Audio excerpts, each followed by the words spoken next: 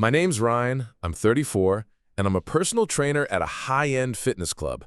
I work with VIP clients, I know the human body like the back of my hand, and over 8 years, I've gotten pretty good at reading people. I mean, really reading them. I can tell by the way someone moves, breathes, or tenses their muscles if they're lying, nervous, or hiding something. I just never thought I'd have to use those skills at home to figure out my own wife was living a double life with my best friend. Jessica is a successful marketing exec at a big tech company. She's 29, ambitious, athletic, the whole package. We met right here at the club 3 years ago when she signed up for personal training. I noticed her drive right away. She wasn't the type to quit. Perfect form, iron discipline, never missed a session. We got married a year and a half later. At our wedding, my best man was Marcus Taylor, my buddy from college, fellow fitness enthusiast, and one of my most loyal clients. Mark had been training with me for 2 years by then. Hell, he was the one who introduced me to Jess at a group fitness event I organized.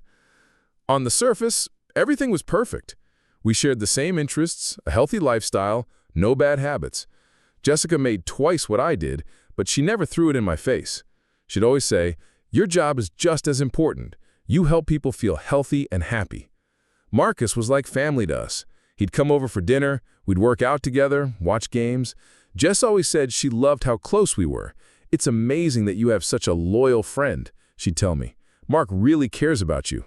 Yeah, he cared about me all right. But the last couple of months, something was off. It started with small things. Jessica began working out at different times when I wasn't at the gym. She said she wanted to train on her own to not distract her husband from his clients. Sounded legit, right?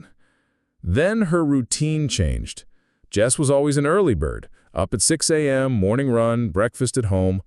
All of a sudden, she was staying late at the office. New project, crazy deadlines, the whole team's in crunch mode. Around the same time, Marcus started canceling our sessions. "Work's killing me, bro. Rain check." He'd been my Tuesday, Thursday regular for 2 years straight, never missed unless he was out of town. The first major red flag popped up 3 weeks ago. Jessica got home around 11:30 p.m., blaming overtime. But when she leaned in to kiss me, I caught a whiff of men's cologne I didn't recognize. Not cheap either. It was expensive, subtle, and familiar. Really familiar. "New perfume?" I asked, keeping it casual. "What?" "Oh yeah, I was in the elevator with a colleague. His cologne is super strong. I guess it rubbed off on me," she said, quick on her feet. But here's the thing. As a trainer, I know when someone's lying. Their breathing gets shallow, and their voice goes up a pitch. Jessica's voice was just a little too high. And that cologne, where had I smelled it before? A few days later, I noticed changes in her physique. She'd always been fit, but suddenly she looked even better. More muscle definition, her skin was glowing. Classic signs that someone's ramped up their training intensity. And she clearly wasn't doing it at home or during our usual sessions. "Hey Jess, you training somewhere else?" I asked her over dinner one night. "Nah, what are you talking about? Just trying to move more at the office, taking the stairs instead of the elevator," she said, but her left eyelid twitched. A classic stress tell. Then it hit me. That cologne, I knew exactly where I'd smelled it before. Marcus wore that exact same Tom Ford cologne. I'd been smelling it in my gym for 2 years. When you train people for years, you start noticing the tiniest details. I saw faint finger marks on Jessica's shoulders. Not bruises, but the light marks you get from an intense massage or something else. The spacing of those finger marks, I knew exactly whose hands would fit that pattern. I'd been adjusting Mark's grip on weights for 2 years. The real gut punch came last Friday. Jessica said her company was having a corporate retreat at a country hotel. An overnight thing. Team building, you know how it is. "I'll be back tomorrow around noon." That same Friday, Marcus texted me. "Bro, gotta cancel this week's sessions. Flying to Chicago for a client meeting. Back Sunday." Saturday morning, I was at the gym early for a session with Andrew Walker, a restaurant mogul. We're on good terms. He often chats about his business, people he knows, city gossip. "Hey Ryan, your Jessica was at the Metropole last night, by the way. Saw her at the restaurant downstairs. She was with that tall guy, Marcus, right? Your training buddy? They looked real cozy." The barbell nearly slipped from my hands. The Metropole is downtown. Jessica's corporate retreat was supposed to be in the suburbs. Marcus's client meeting was supposed to be in Chicago. My best friend, my wife, at a five-star hotel, together. You sure it was them? I asked, my voice barely steady. Oh yeah, 100%. I've met them both at your BBQs. They were holding hands across the table, Ryan. I thought maybe you knew. Maybe you guys had some arrangement or something. I went through the rest of the session on autopilot. The only thought screaming in my head was my wife is cheating on me with my best friend. After Andrew left, I decided to put my professional skills to work. At our club, I have access to the security system, oversee safety protocols. I pulled up footage from the last month, focusing on times when I wasn't around. And there it was, 3 weeks ago, Wednesday evening, when Jessica was supposedly working late and Marcus had canceled our session. They came in together at 7 p.m. through the staff entrance I had given Mark access to. They trained together, and their interaction was definitely not just friendly. The footage showed him spotting her on bench press, his hands lingering on her back longer than necessary. It showed her laughing at his jokes, touching his arm. It showed them leaving together through that same staff entrance. I checked more dates, same pattern. Marcus would cancel our sessions, Jessica would work late, and they'd meet at the gym. Always when I wasn't there, always using the access I trusted my best friend with. Time to check their digital footprint. We're on a family phone plan, and I can see Jessica's location. For the last month, her phone had been regularly pinging from Marcus's apartment complex on the nights she was working late. I knew Mark's address by heart. I'd picked him up for hiking trips dozens of times. But the final nail in the coffin was the bank statement. Jessica's corporate card showed dinners at expensive restaurants on nights she was supposedly working, always payments for 2 people. And there was a charge from a lingerie boutique I'd never seen her shop at, dated the same day as their first gym session together. I sat there in my office staring at the evidence. My wife of 3 years and my best friend of 8 years had been playing me for months, using the gym I'd built my career at, using the trust I'd given them both. But here's what they didn't know about me. When you spent 8 years teaching people proper form, you learn that sloppy technique just doesn't hurt performance. It's dangerous. And when people you trust start using sloppy form with your life, you stop them permanently. Yesterday, Jessica said she was working late again. Big presentation for Japanese investors, gonna be a long night. I texted Marcus. Bro, wanna grab drinks tonight? Haven't seen you in weeks. Can't, man. Swamped with work. Rain check. At 8:30 p.m., I drove to Jessica's office building, Ghost Town. The security guard confirmed most people had left by 6. No Japanese investors in sight. A quick check of her phone's location showed she was at Marcus's apartment complex. I drove there, and in the parking lot, I saw her car next to his BMW. I sat in my car for 20 minutes, watching the windows of his 5th-floor apartment. I could see their silhouettes moving around. My wife, my best friend, in his living room, in his kitchen, and then they disappeared from view toward what I knew was his bedroom. I drove home, and for the first time in my career as a trainer, I let pure emotion take over. I threw a dumbbell through our wedding photo. I screamed until my throat was raw. Then I remembered what I tell every client on their first day. Control the weight, don't let it control you. Time to apply that philosophy to my marriage. I started planning the confrontation like I design a workout program. Systematic, progressive, and with maximum impact. First, I gathered all the evidence, screenshots of locations, bank statements, security footage, text messages, but I wanted more than just proof. I wanted justice. I did some digging on Marcus. Turns out my loyal best friend had a pattern. Through mutual connections, I found out he'd been the other man at least 2 previous relationships. He had a type, married women, usually ones he met through their husbands. That's when I realized the truth. Marcus hadn't been my friend for 8 years. He'd been hunting for 8 years.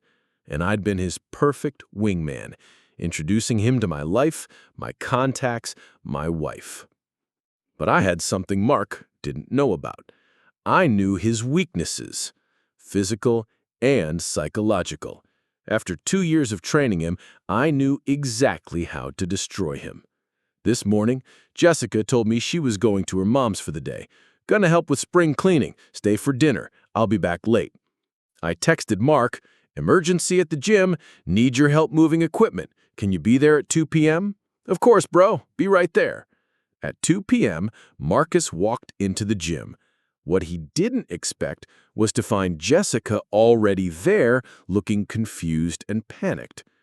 Ryan, what's going on? You said there was a family emergency with your mom. Mark, why are you here? Ryan said he needed help with equipment. They looked at each other, then at me. The color drained from both their faces. Interesting, I said, crossing my arms. Neither of you is where you said you'd be today. What are the odds? Jessica recovered first. Ryan, what is this? Why are we both here? This, I said, turning on the gym's big screen, is what we call a final exam. The screen lit up with a PowerPoint presentation titled Trust and Technique When Form Breaks Down. First slide, security footage of them entering together 3 weeks ago. Marcus, you remember this day. You canceled your session because of work. Funny thing about security cameras, they don't lie like friends do. Second slide, their bank records, side by side. Jess, notice how your working late dinners for two match exactly with Marx's restaurant charges? Either you're both psychic or you're both liars. Third slide, geolocation data. This is Jessica's phone GPS for the last month. That cluster of dots at Marcus's address, those are all the nights she was working late. By now, both of them were pale. Jessica started to speak, but I held up my hand. I'm not done. See, the thing about being a trainer is you learn to spot weakness, and both of you, you're weak as hell. Marcus finally found his voice. Ryan, man, let me explain. Explain what, Mark? That you've been screwing my wife while I paid for your gym membership? That you used the access I gave you to stab me in the back? That you stood up at my wedding and promised to have my back? Jessica tried a different approach. Ryan, you're being paranoid. This is insane. You're spying on me, checking my phone? This is toxic behavior. That's when I knew I had her exactly where I wanted her. I'm toxic? I laughed. Jess, you've been lying to my face for months. You've been screwing my best friend in the gym I work at, using my trust against me, and now you want to tell me I'm the problem. Maybe if you paid more attention to me instead of your clients, I wouldn't have needed someone else, she snapped. There it was, the victim card, the blame shift, the final confirmation that I'd married a sociopath. So this is my fault? Ryan, she didn't mean shut up, Mark. You lost the right to speak when you started banging my wife. Jess, let me get this straight. I work 60 hours a week to pay for our life together. I supported your career, never complained when you made more money, helped you with your goals, and because I didn't pay you enough attention, you decided to cheat with my best friend? It wasn't supposed to happen, she cried. We just connected, and you were always busy. Stop. I'd heard enough. You know what the difference is between a good rep and a bad rep?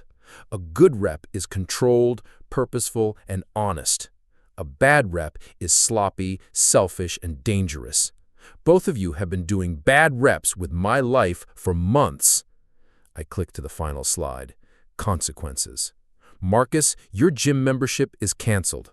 I've already spoken to management about your unprofessional use of the facilities.